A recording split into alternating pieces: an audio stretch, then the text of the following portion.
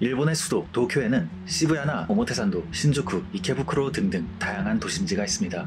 하지만 이 중 그 어느 곳도 이번에 소개할 곳에 비하면 근본이 한참 부족한 동네라고 할 수 있겠습니다. 이곳에 대한 요청이 꽤 있었습니다만 바로 준비하지 못한 이유는 제가 늘 하듯이 피상적으로만 다뤄도 정말 지나칠 수 없는 곳이 너무나도 많기 때문입니다. 거리의 규모만 놓고 보면 신주쿠나 이케부쿠로 이상, 화려함만 놓고 보면 오모테산도 그 이상인 곳인데요. 그곳은 바로 긴자가 위치한 치요다구, 추오구로 나머지들은 예로부터 이곳이 해오던 역할을 돕는 부도심에 지나지 않았다고 합니다. 이는 도쿄의 지하철 노선 중 하나인 마루노우치선을 봐도 알 수 있는데요. 이 노선 또한 신주쿠와 이케부쿠로를 도심까지 잇기 위해 1954년에 탄생하여 버블 이전까지의 고도 성장을 함께 일궈낸 라인이기 때문이죠. 그렇기에 긴자, 이온바시 등이 있는 이 동네는 일본 최초의 백화점이 생겨난 곳이자 5대 종합상사 중 4곳에 본사가 위치해 있으며 상업지 기준 공시지가 순위를 1위부터 5위까지 싹쓸이하고 있는 그야말로 경제와 비즈니스의 중심지라고 할 수 있는데요. 그들 또한 과거의 그 영광 혹은 상처를 기억하고 싶은 건지 도쿄역 주변 마루노우치는 버블 시절 옛 건물이 있던 자리를 보존한 채 현대식 고층 건물을 올린 곳들이 아주 많습니다. 때문에 이 거대한 도심을 단지 긴자 한 편으로 담기에는 어렵다고 판단되어 여러 편으로 나눠볼까 합니다. 도쿄역이 위치한 마루노우치를 시작으로 유라쿠초, 긴자, 가능하면 신바시까지 역시나 얕게 돌아보도록 할 텐데요. 끝까지 시청해주시면 감사하겠습니다.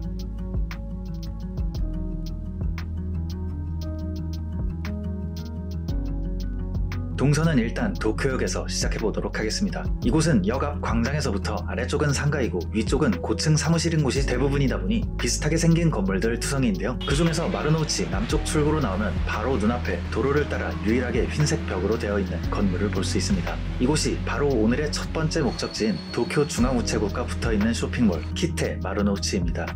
매 편마다 계속 나오는 것 같은 다작으로 유명한 일본의 국민 건축가 쿠마켄고 사무소의 프로젝트로 2013년에 오픈한 이곳은 구중앙우체국 건물의 일부를 리노베이션한 공간인데요. 도쿄역을 바라보는 두 입면을 가능한 보존한 채 안쪽에 현대식 상가와 고층 빌딩을 지어 올린 곳입니다. 새하얗게 덮인 옛 벽면과 새로 생긴 유리면들이 대비되어 아주 멋진 광장을 만들어내는데요. 일정한 간격의 기둥과의 연결성을 위해 재건축된 부분 또한 마찬가지로 일정한 간격의 패턴들로 구성되어 있어서 높은 천장 과 함께 기하학적 경이로움을 자아내고 있었습니다. 입지상으로도 도쿄역에서 나오면 바로 앞에 제일 가까이 있는 건물이기 때문에 철저히 여행객들을 대상으로 한 것 같은 공간이라는 생각이 들었는데요. 그 이유는 입점한 매장들이나 층별 인테리어에서 전부 일본스러움을 은은하게 어필하려는 듯한 느낌을 받았기 때문입니다. 실제로 여기에는 무인양품이나 카시오, 이세이미야케 등등 대체로 글로벌 시장에서 어느 정도 인지도를 쌓은 브랜드 위주로 구성되어 있는데요. 게다가 지하 1층은 라면집으로 가득하며 2층에서는 굿디자인 어워드에서 수상한 제품들을 진열한 매장도 둘러볼 수 있었고 가장 상층의 전망대에서는 도쿄 역사가 한눈에 들어오고 있죠. 그렇게 층별로 테마가 있는 공간답게 각 층의 벽들이 서로 다른 패턴으로 이루어져 있었습니다. 처음엔 이걸 왜 이렇게까지 했을까 싶었는데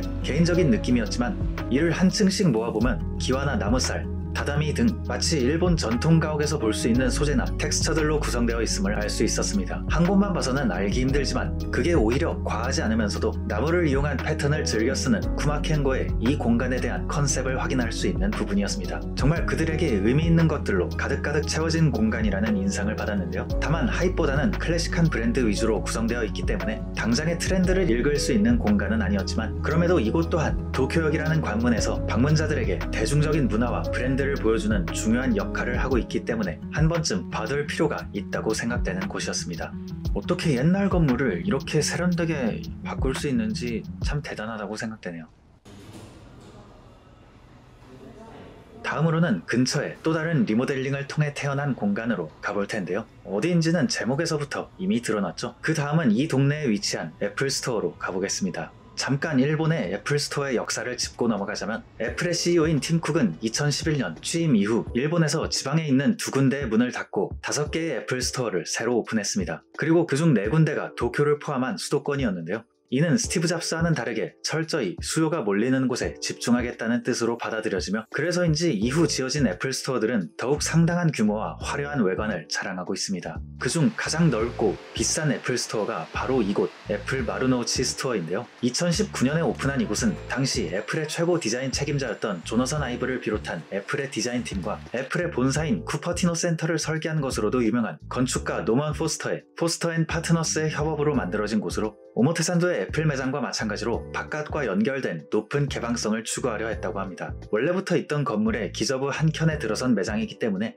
단독 건물인 오모테산도의 매장처럼 건물의 전체를 유리로 할 수는 없었지만 오히려 이러한 컨셉과 리노베이션 건축의 한계 덕분에 더욱 특색 있는 외관이 완성되었는데요. 포스터 앤 파트너스 측의 책임자인 스테판 베일링 또한 이를 통해 도쿄의 분주함 속에서 절제된 존재감을 만들고 싶었다고 합니다. 오, 멘트가 애플 온라인 스토어 좀 참고하셨나? 기둥 사이사이를 특별히 제작한 둥근 모서리의 알루미늄 프레임과 또한 특별히 제작된 대형 강화 유리로 메웠는데요. 그런데 이거 따로 언급은 안 하지만 어디서 많이 들어보던 소재의 조합 아닌가요? 네, 바로 아이폰이죠. 이는 멀리서 보면 더욱 비슷한 모양이 연상됩니다. 마치 벽을 따라 거대한 아이폰들이 서 있고 이를 통해 내부의 쇼케이스를 보여주는 듯한 형태를 띠고 있습니다. 시기상으로도 재밌는 게 이곳은 2019년 9월 아이폰 11 출시와 비슷한 시기에 오픈했는데요. 그러고 1년 뒤인 2020년 아이폰 12부터는 이렇게 옆면이 평평해졌죠. 아무도 몰랐지만 지나고 보니 마치 이 스토어 자체가 아이폰의 차기 디자인을 스포하고 있었던 느낌? 대나무를 심어서 환경을 생각한다는 느낌의 완벽한 그린워싱까지 당시 욕 좀 먹던 애플의 행보와 비슷하죠. 물론 최근에도 그것과는 상관없이 나무를 이용한 인테리어는 계속되고 있습니다. 원래 있던 공간을 리노베이션한 곳이기 때문에 내부의 구조 자체는 비교적 무난한 모습을 하고 있는데요. 조너선 아이브는 그런 이곳을 두고 말하길 저는 공간의 단순함을 사랑합니다 라고 했다고. 건물의 구조와 푸른 대나무, 투명한 유리가 한데 어우러져 생명이 넘치는 빛이 가득한 볼륨을 형성한다는 점에서 단순함과 정직함이 있다 라고 평했다고 하네요. 그렇지. 역시 찐은 당해낼 수가 없습니다. 한번 박수를 쳐주고 다음 장소로 넘어가도록 하겠습니다.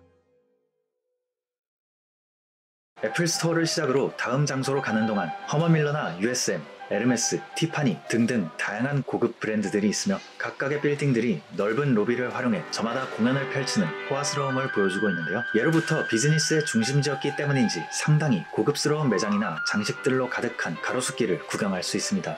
그리고 이 길의 끝에 다음 목적지이자 일본에서 가장 비싼 컨퍼런스 센터 도쿄 국제 포럼이 있습니다. 이곳은 서울의 종로타워와 뉴욕의 432 파크 애비뉴를 설계한 것으로도 잘 알려진 라파엘 비놀리라는 건축가의 프로젝트로 1989년에 공모를 통해 당선되어 7년 후인 1996년에 오픈한 곳입니다. 방금 보여드린 뉴욕의 파크 애비뉴, 공사비로만 12.5억 달러, 당시 환율로 대략 1.5조 원이 들어갔다고 합니다. 그리고 이곳 도쿄 국제포럼 또한 무려 1647억엔이라는 막대한 공사비가 들어갔다고 하네요. 이는 버블 시절 일본 최대 규모의 공사비로 스카이트리가 650억엔, 도쿄 게이트 브릿지 1125억엔, 도쿄 도청이 1569억엔, 도쿄 디즈니랜드조차 1580억엔임을 감안하면 정말로 엄청난 금액이 들어갔음을 알 수 있습니다. 유지비만 60억엔으로 많은 이들에게는 아픈 손가락으로 느껴질 것 같긴 하지만 단지 구경하는 사람 입장에서는 그만큼 화려한 면모를 보여줍니다. 거대한 홀에 외벽이 전부 유리로 되어 있고 양 끝에 2개의 기둥이 아치형 빔으로 된 천장을 떠받치고 있는데요. 유리벽을 나선형으로 타고 올라가는 슬로프를 통해 각 홀로 바로 이동할 수 있기도 합니다. 저녁이 되면 조명을 통해 천장의 윤곽이 더욱 잘 드러나게 되는데요. 마치 거대한 배의 뼈대 같기도 하고 공룡뼈 같기도 한 게 위에 있으니까 밑에서 봤을 때 거대한 스케일이 더욱 웅장하게 다가오는 곳이었습니다. 뭔가 아키라에 나올 것 같은 느낌이기도 하고 거대한 스케일과 저 다리들 때문인지 제가 개인적으로 좋아하는 만화인 니에이츠 토무 작가의 블레임에 나올 것 같은 느낌?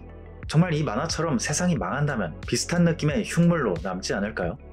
하는 헛소리는 여기까지 하고 여기서 가장 인상 깊었던 부분은 주변 환경과의 연결성인데요. 이곳은 위로는 앞서 지나온 도쿄역과 마루노우치 스트릿, 아래로는 유라쿠초역과 바로 맞닿아 있는데요. 부지 면적이 27,000제곱미터, 총 면적이 14만 제곱미터에 달하는 거대한 규모를 갖고 있기 때문에 자칫 그 둘 사이를 가로막는 벽 같은 건물이 될 뻔도 했지만 건물을 동서로 양분하고 동쪽에 위치한 철도를 따라 크기 순으로 나열해서 부지의 가운데를 자연스럽게 텄는데요. 그 덕분에 비워진 가운데가 그대로 길거리가 되어 이를 통해 대중들의 자연스러운 접근과 통행을 유도하면서 두 곳을 잇는 통로이자 가교가 되었습니다. 동시에 안에서 보면 바깥의 분주한 환경으로부터 어느 정도 분리될 수 있는 쉘터의 역할 또한 수행하고 있었습니다. 앞서 나온 곳들이 구 건물을 보존하는 리노베이션을 통해 직접적인 신구 조화를 시도했다면 이곳은 좀 더 도시 설계적인 접근으로 조화를 이루었다는 생각이 드는 곳이었습니다. 이렇게 도쿄 국제 포럼을 통과해 나오면 앞서 말했듯 JR 야마노테선 유라쿠초역이 나오는데요. 이 역을 넘어가면 드디어 우리가 일반적으로 아는 이 시계탑이 보이는 긴자에 도착할 수 있습니다. 그 전에 이 앞에 있는 또 하나의 리노베이션 건축물을 구경해볼까 하는데요. 터널을 지나면 바로 앞에 보이는 마로니에 게이트 긴자로, 정확히는 1층부터 4층까지 위치한 유니클로 도쿄 매장입니다. 여기 자체는 2020년에 개장한 곳이지만 이 건물은 원래 1984년에 프랑스발 백화점이 들어섰던 곳으로 내부 또한 그 당시에 파리지앵 스타일로 만들어졌다고 하는데요. 때문에 매장 내부의 이국적인 경험을 극대화하려는 일환으로 폐쇄적인 형태를 취하게 되었었다고 합니다. 당장 여기서만 봐도 뭔가 답답한 느낌이 들지 않나요? 이렇게만 보면 뭐가 파리지앵 스타일인지 전혀 모르겠는데요. 그랬던 그곳에 유니클로가 새 플래그십 매장을 열기 위해 아주 유명한 건축가에게 의뢰를 맡겼는데요. 그들은 바로 스위스의 건축가 듀오 헤르조그 드 메롱의 작품으로 이곳에서 이들이 표현하고자 했던 것 또한 앞서 나온 건축물들과 마찬가지로 건물에 개방성을 부여하는 것이었다고 합니다. 스위스 듀오의 해결책은 아주 간단했습니다. 바로 벽과 천장을 허물어서 구조를 그대로 보여주는 것이었습니다. 그들은 리노베이션을 위해 이곳에 방문한 뒤 건물이 가진 일정한 간격의 뼈대에 매력을 느꼈다고 하는데요. 이게 바로 라파에트 스타일? 이를 드러내기 위해 1층에서 4층까지 코어와 매장 면적을 제외한 모든 부분을 가능한 드러냈습니다. 외벽조차 원래 있던 것들을 걷어내고 그 자리를 단지 구조가 보이게 새로 메웠을 뿐이죠.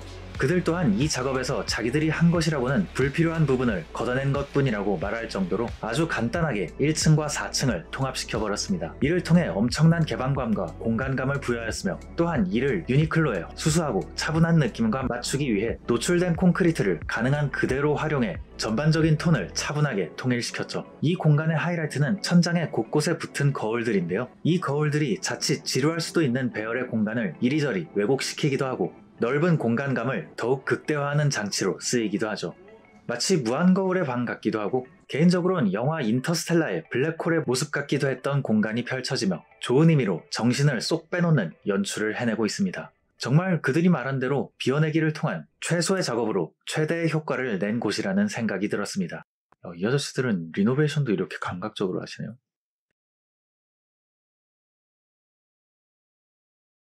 이렇게 이번에는 도쿄역 마루노우치에서 긴자 사이에 위치한 리노베이션 건축물들을 구경해봤습니다. 아직 구경할 곳이 많이 남았기 때문에 이쯤에서 한번 쉬고 다음 영상에서부터는 본격적으로 긴자의 럭셔리 부티크들에 대해 풀어볼까 하는데요. 잊지 말고 찾아주시면 감사하겠습니다. 이번에 준비한 내용은 여기까지입니다. 끝까지 시청해주셔서 감사합니다. 풀어봤어 X였습니다.